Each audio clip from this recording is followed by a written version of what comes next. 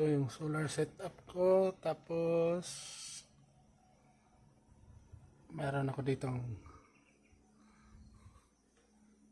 isa pang battery na naka-charge galing sa inverter.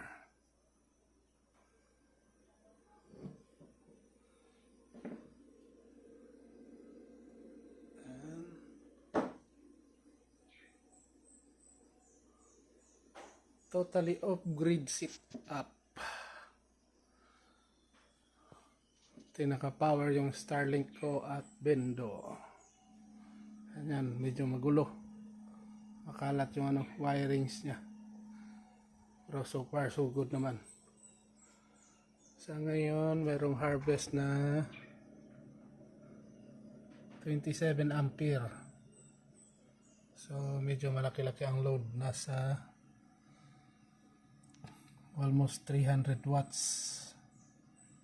Okay naman. So pa-check ko lang mga loads kung ano pa bang kailangan i-improve dito.